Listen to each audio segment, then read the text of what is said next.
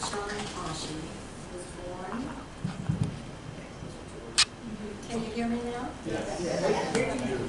My Uncle John Kashi was born in 1904. He was from a small town outside of Florence, Italy, called Lucca. He came to this country to establish his business as a plaster artist. My Uncle John settled in Dallas to be near an elderly uncle, Pietro Marconi. Uncle John located a shop on Oakland Avenue in South Dallas, and purchased a small home next door. He enjoyed having lunch at my dad's Italian restaurant, Tony's Fried Foods. At that time, my aunt worked as a cashier there. She was my dad's sister. They met, and after a brief courtship, they were married.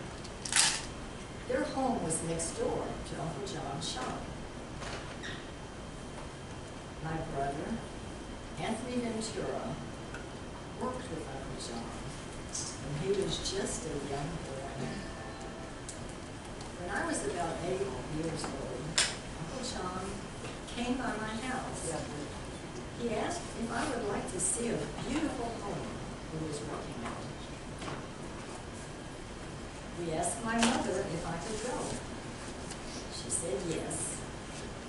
Our families were very close. We piled into Uncle John's old pickup truck and left.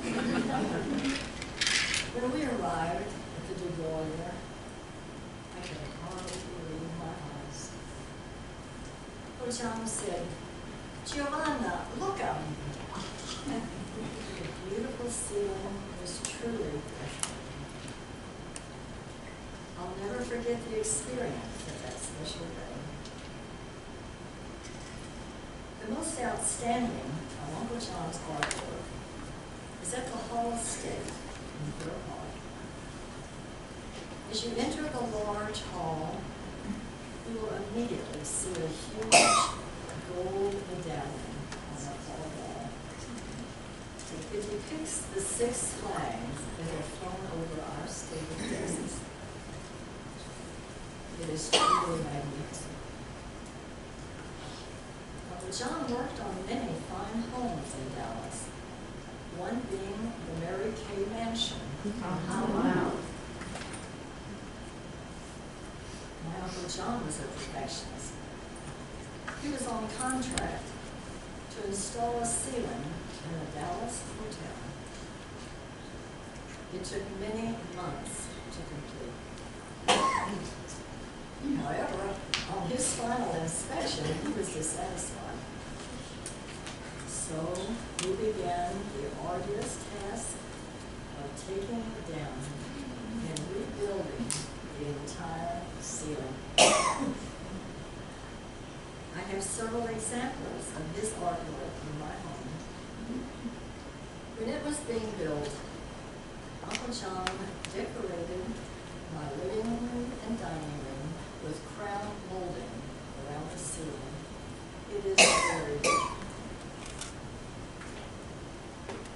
Also, as an anniversary gift, he gave my husband a lovely pedestal and vase, which I treasure. My Uncle John was a quiet, humble man, and I'm so thankful that his business, Kashi Ornamental Plaster, and that he carried on by the present owners, Mark Narnak and Porter Fuqua. I sincerely thank you for the honor of sharing my uncle's story.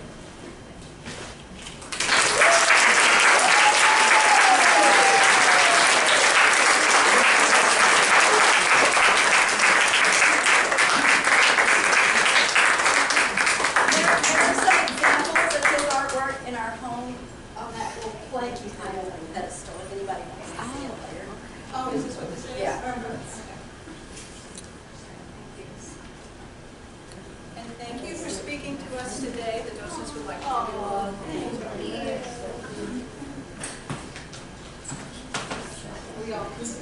We consider ourselves a family of docents here, and we treat this home as our own. And I can tell you, I personally have never had a visitor come to the house who doesn't stop. We can't hear you back here. Now, I was saying how the docents are a family, and this home we consider our home. And it's been an awesome experience with bringing people through this home that I have yet to have any tour group not stop in the living room and go, wow. And it's always, it's a focal point every time.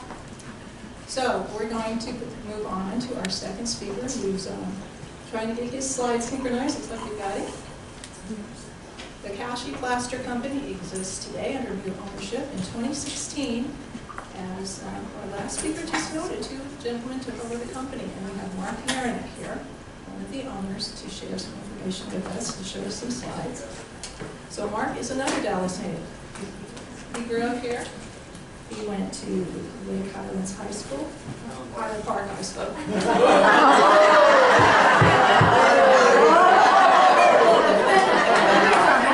I was trying to upgrade you. I'm sorry.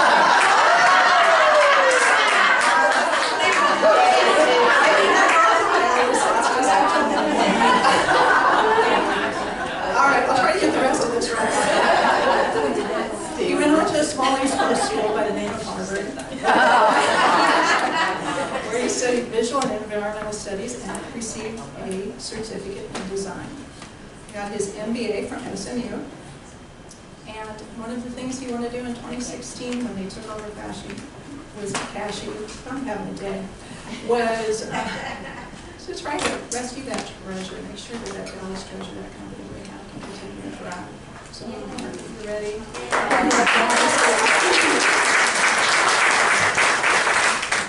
I'll be quick and we can do Q&A if y'all have any questions. But I guess we'll start. Be careful what you pray for.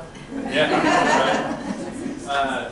Yeah, so we inherited, 90 years or so of molds and forms and really Dallas historical architecture, all significant pieces. And I'd say probably the last 10 years, dormant is not the right word, but sort of selective into what work we were doing. You got to talk a little bit louder. Yeah. You got a lot of old folks in here. Yeah. Come sit here, Mom. Yeah, she's here. Here. She definitely wants to hear you. There we go. Yeah, we got plenty of stories.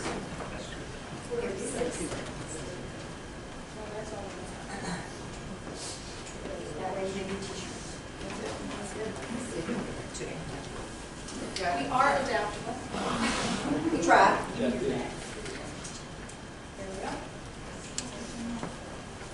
I got it. Can you hear me? Much better. So basically, we inherited lots of molds and lots of patterns and lots of history, and we're trying to figure out what to do with it. More or less, I'd say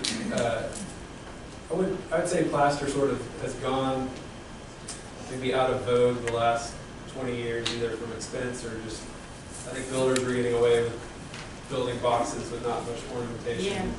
And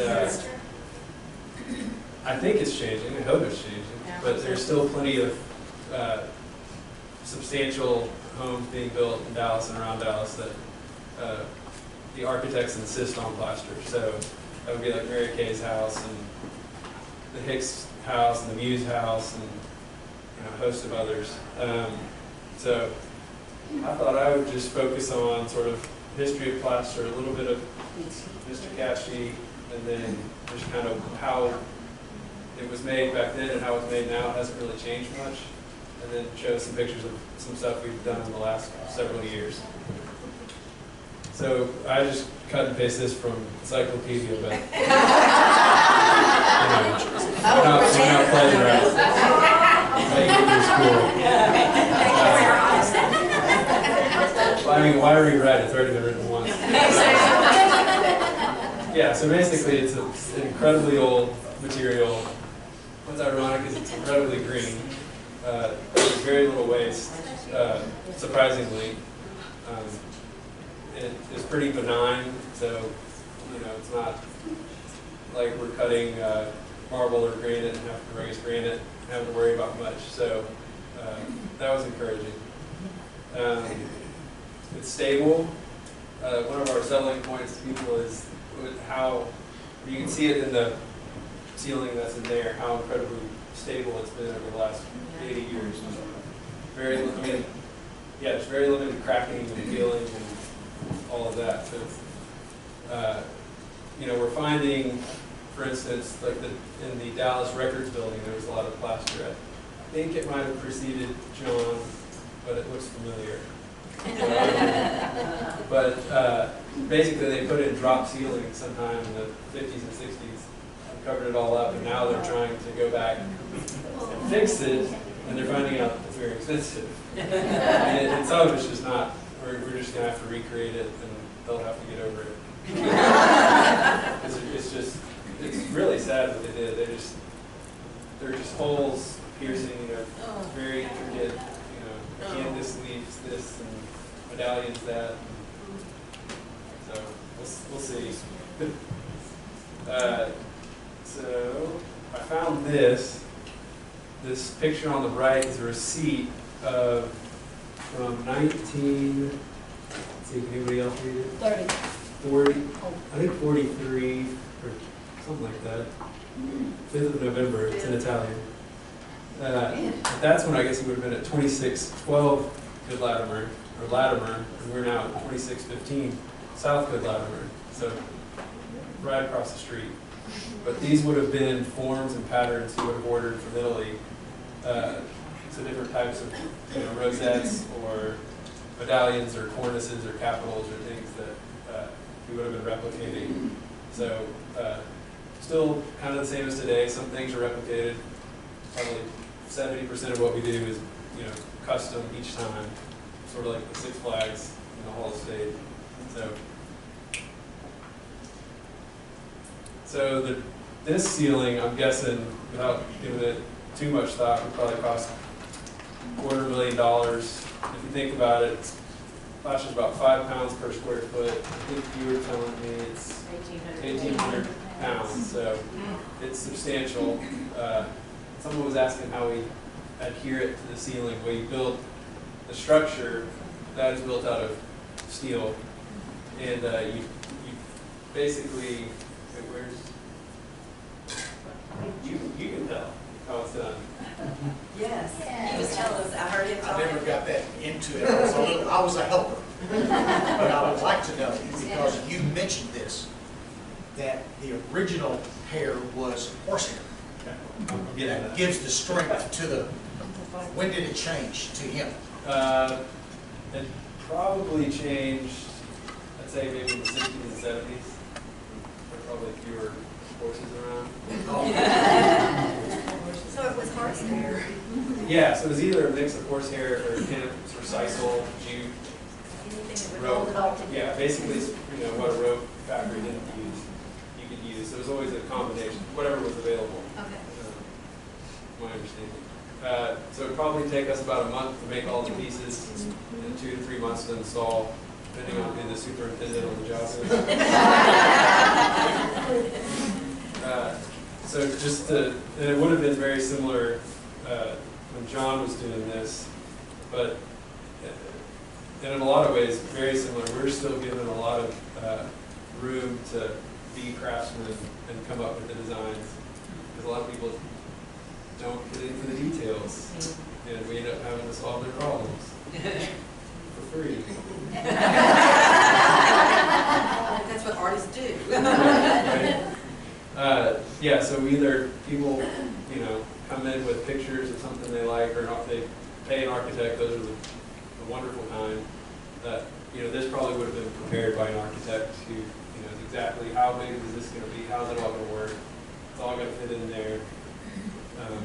Scale, everything, and then you would provide a sample, so you either sculpt an original from wood, clay, plaster, you know, sometimes we even would have used even organic pieces themselves. Like, I forgot, we had some strange molds over the years.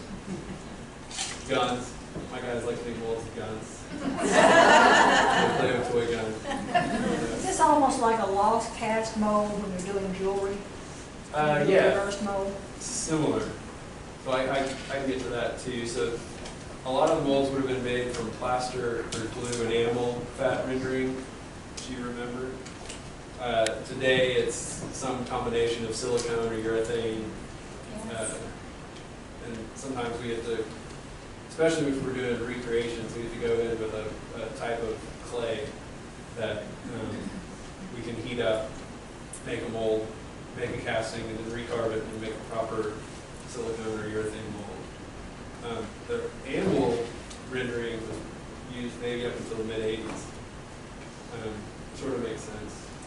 Rubber became pretty popular in the mid-'80s. Didn't mean to beg off on how they attached, but the unusual thing in a child's mind is the strength of that hair. Correct. Because he would wrap it around 2x4s with the plaster, and it would be bonded Correct. forever until he broke it loose. Correct. And that hair gave it strength. He actually put them up with nails. Yep. So not much different. So when we cast the pieces, we typically use the molding plaster #1, which is the same stuff we would have been using plaster of Paris, the softer plaster. But a lot of times we'll end up using some newer engineered, sort of, it's closer to cement.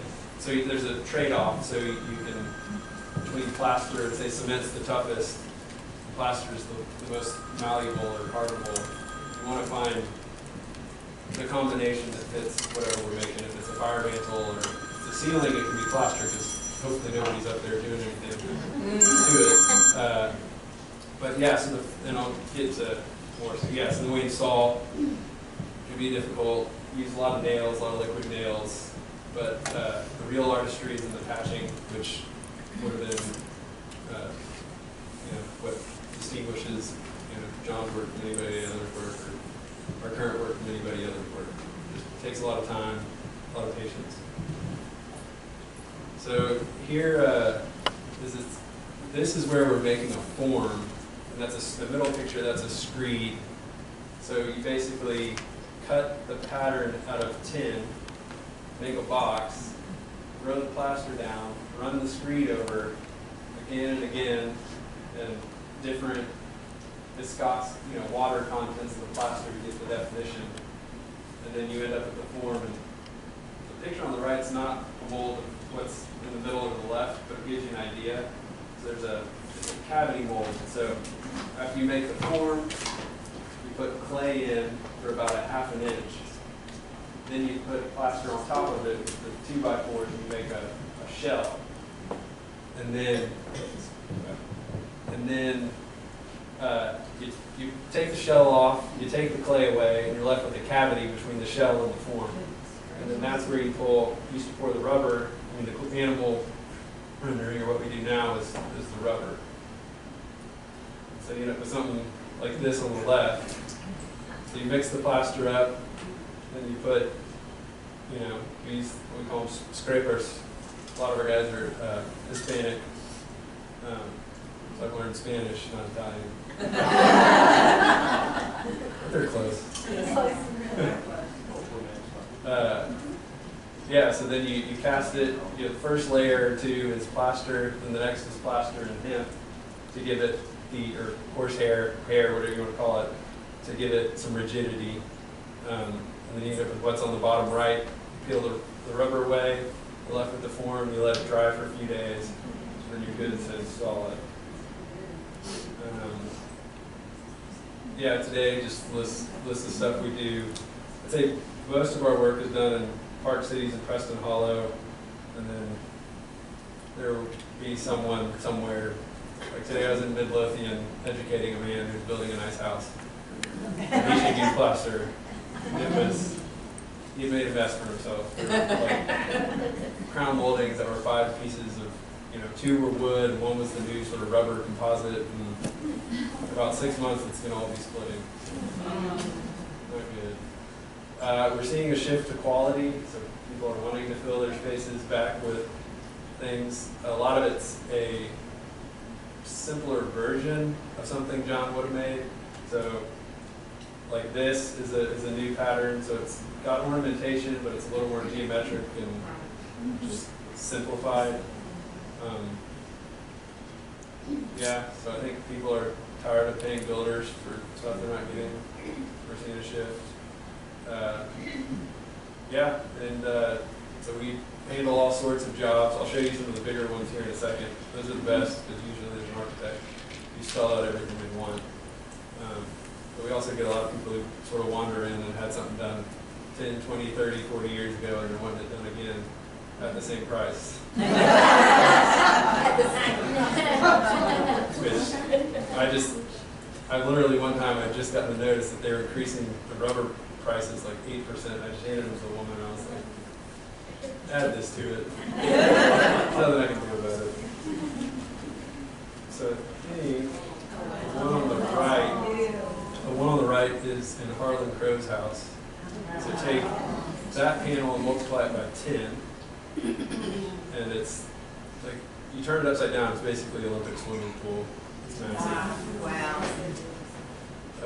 That one took a lot longer. Is it on a wall? It's on a seal.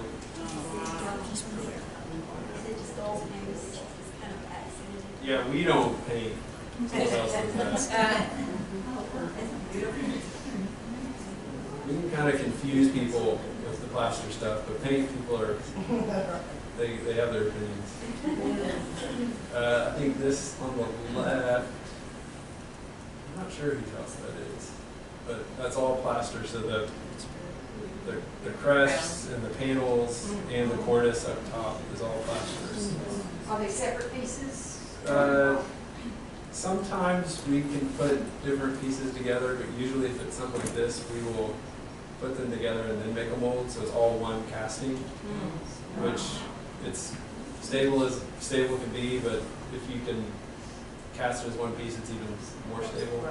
It's also easier to install. A lot less patching.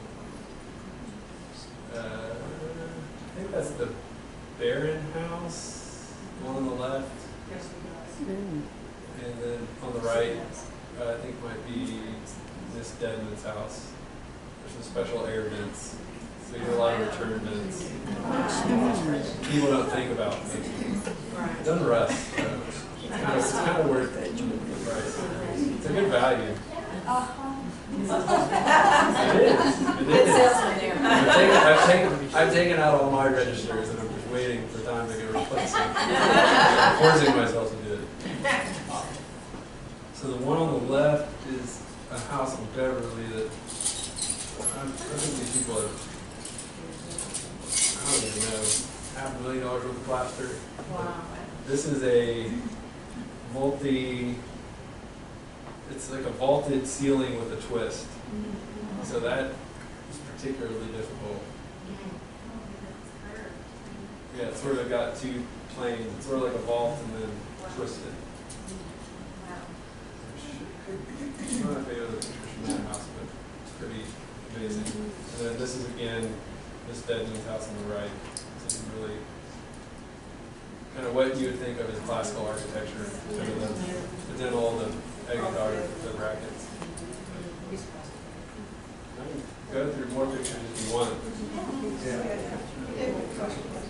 Yeah. Answer. I was told by a gentleman that said he was